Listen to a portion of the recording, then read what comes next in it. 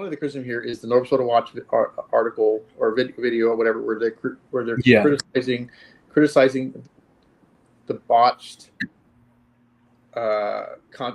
consecration by Bishop Webster, and then even if then not only that, but then also what we maybe dubious or uncertain or unfamiliar background of Bishop Webster himself.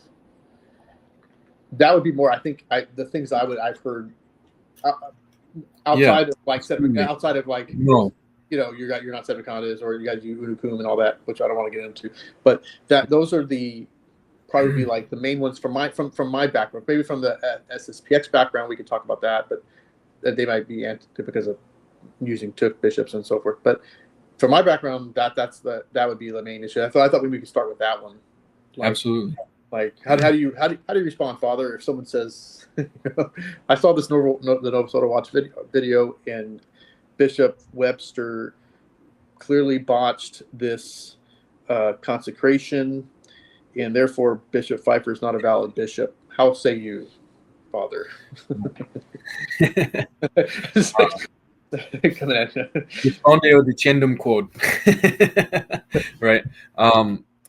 So that's a really good. I was actually thinking of that article as you were asking me the question earlier, because that is one of the first things when you type in Bishop Pfeiffer, because the YouTube video has a lot of views from the Nova Soda Watch about critiquing that ceremony. So ultimately, it comes down to, if you're listening to the form, which is the 16-word formula, which Nova Soda Watch kind of emphasizes and picks out those words, of course, you can hear him say summum. You don't hear him say summum, right? The fullness or the wholeness or the summary of the priesthood, right? Summum. It's supposed to be summum is the proper Latin enunciation, but it sounds like he says summum, right? And so, okay, that's the one word. And then the other one that they pull out is ministeri. They say it sounds like he's saying mysteri, like mystery, instead of ministry, ministeri. So ultimately, it comes down to the church, and through St. Thomas, and I decided to bring the St. Thomas's article on this when he's talking about, St. Thomas is talking about the form of the sacraments, which is the words of each sacrament, right? In St. Thomas's Summa, in Tertia Pars, the third part, question 60, Article 7, and reply to objection 3. And this is where it's really important to understand what's required for validity of the sacraments. He says, in reply to objection 3, if he who corrupts the pronunciation of the sacramental words does so on purpose, he does not seem to intend to do what the church intends, and thus the sacrament seems to be defective. But if he do this through error or a slip of the tongue, and if he so far mispronounce the words as to deprive them of sense, the sacrament seems to be defective.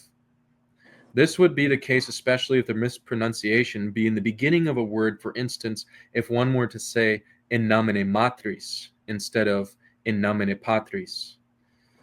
If, however, the sense of the words be not entirely lost by this mispronunciation, the sacrament is complete.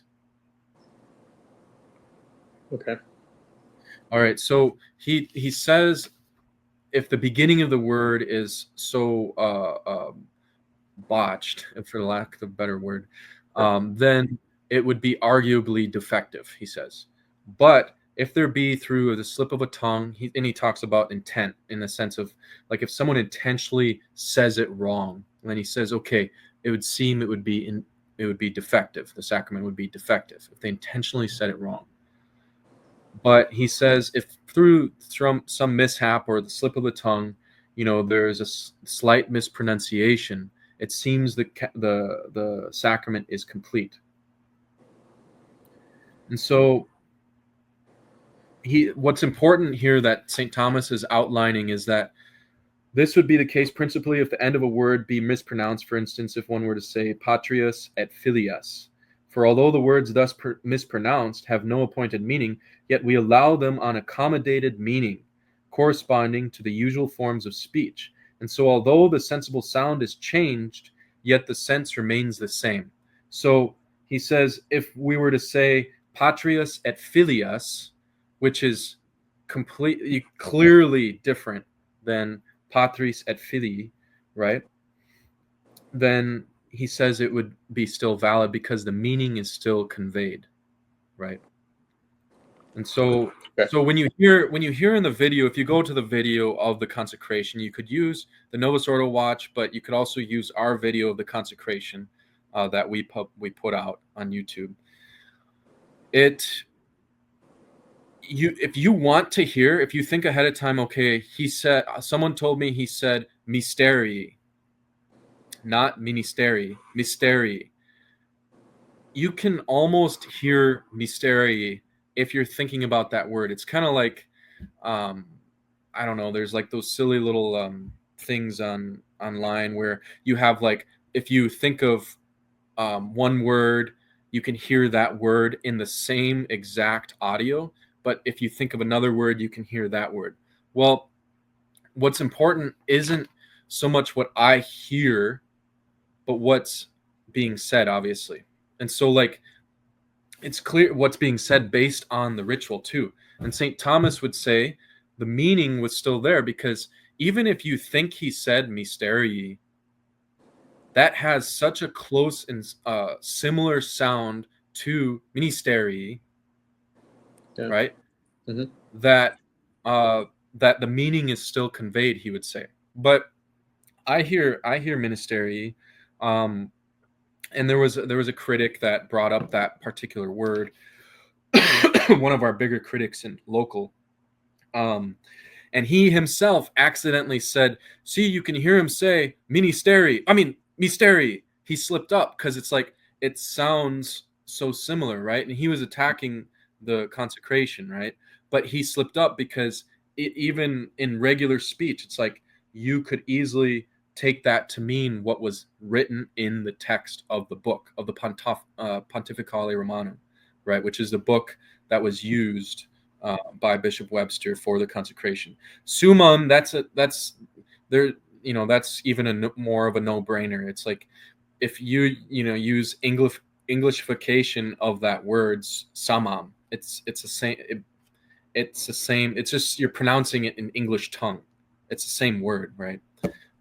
So it's important because there have been so many priests that have used the incorrect pronunciation, which the church would never say is invalid for those priests, because there's so many English priests that will say hoc est enim corpus meum for the consecration of the sacred host. But the proper pronunciation, according to ecclesiastical Latin and perfected and modified properly by St. Pius X, is oak. No pronunciation of the H, right? And so we would have to go back and say, well, if anything, that would be more of an argument because the beginning of the word was made a different sound, and St. Thomas talks about that. The beginning of the word, or maybe the ending of the word, but he says the beginning of the word. If that's changed, then it seems it might be defective. But the problem is the meaning, what is meant, is conveyed. Because Christ, there's something really important, I think, that needs to be pointed out about sacramental validity is that Christ knew that there was going to be evil men, and a lot of those evil men would be priests. And he knew that there would be dumb priests and some priests that wouldn't be able to pronounce words perfectly, right? So he made the sacraments as simple as possible to fulfill, right? And St. Thomas again says here, as long as the meaning is conveyed, and I would argue that 100%. The meaning's conveyed in that video. If you listen to it, he's clearly looking at that text. And if you see that text and you hear those words, it sounds like ministeri. But you can, if you want to, think about the word mysteri, maybe you'll hear that word.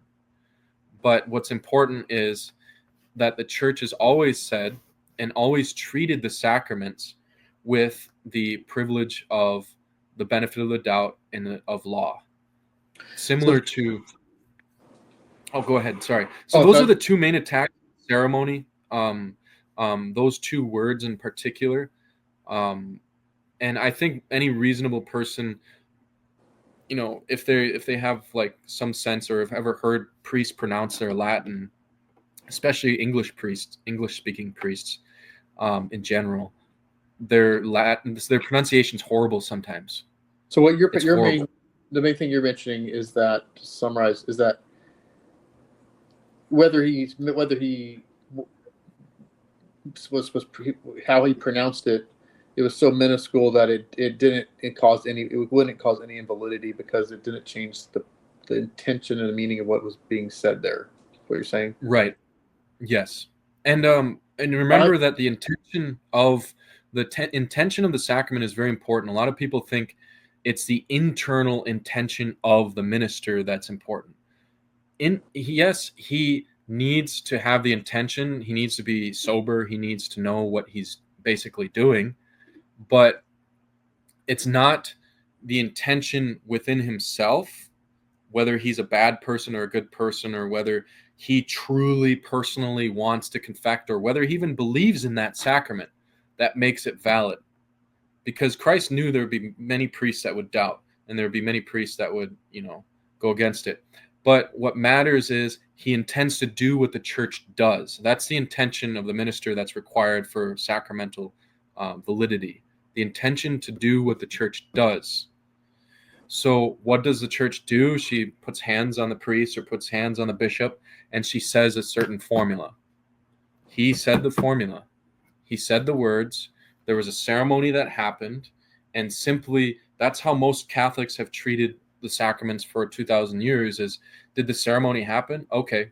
Well, I saw Father so-and-so afterwards, and he was just a goofball, and, he was smoking after Mass, and, was he really confecting the Holy Eucharist? That doesn't change whether he was confecting the Holy Eucharist. You're just talking about a character issue, right? So what St. Thomas very clearly says here, and again, I'll just refer listeners to this, is Tertia Pars, question 60, article 7, reply to objection 3. Okay, he says that as long as the same meaning and sense of the word is still carried, right? And so he even says that patrias et filias, and I'm guessing this is in regards to baptism, that patrias et filias, which is not the proper declension of patri et filii, that still is valid because it conveys the same meaning, right? yes. So I think it would be good to go look at Novus Ordo Watch's video. If you look at what they put out, they have the words, and then they match the words with the sound, with him enunciating those words. He's saying the words that are there. It doesn't make sense if they try to put it in another word. And I think that's what's really important, is like, they actually, if anything, I think that video actually just shows that that it was valid, because you have the words there, and then they're matching up the sound that he's making to the words, and they're showing the Pontificale Romanum, the ritual. Mm-hmm.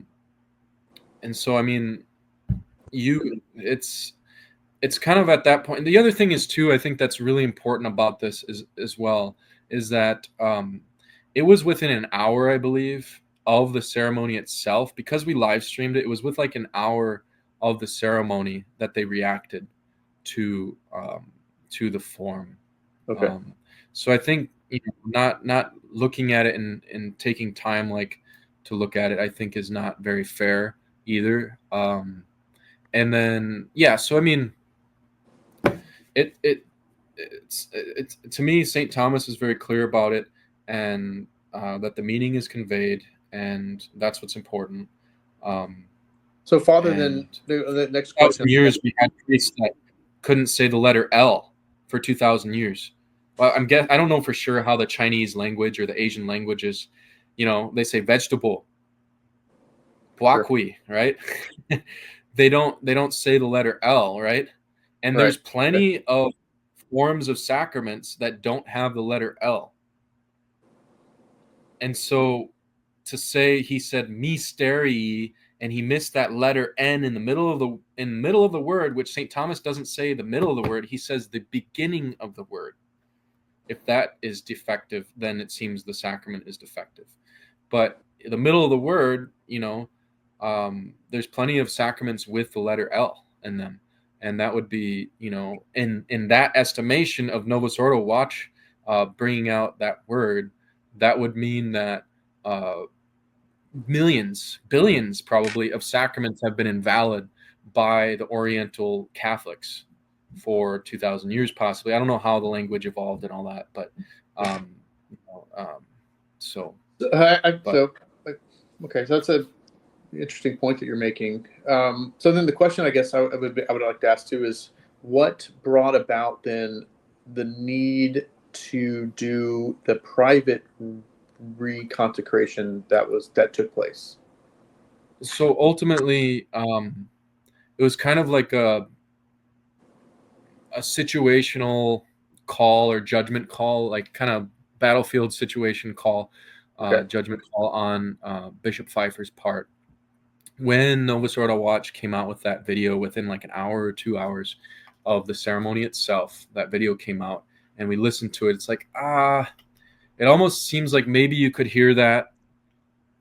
And so Bishop Pfeiffer made a judgment call kind of in the moment the next morning, actually, to proceed and do just the form conditionally, perform the form of the sacrament conditionally in the chapel the next morning, just to be safe.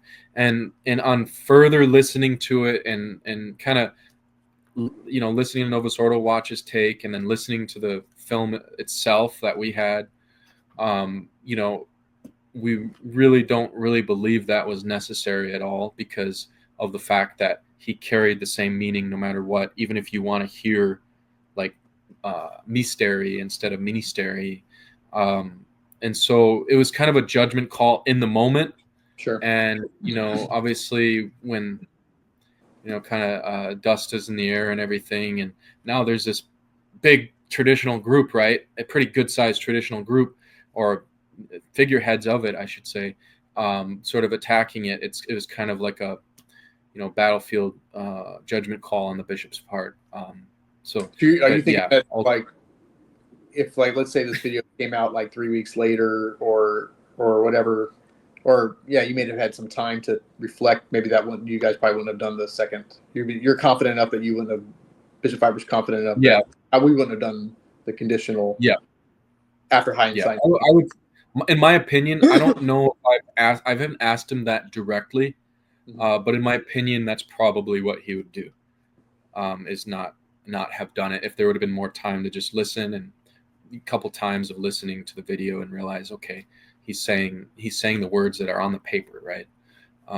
So that's why we defend the initial consecration, because it's pretty clear if you listen to it a couple times, which obviously we've listened to it over and over, right? Yeah. That after listening to it a few times, it really seems like, okay, so just for the for the sake of being safe, kind of, Bishop Pfeiffer in the moment made that decision.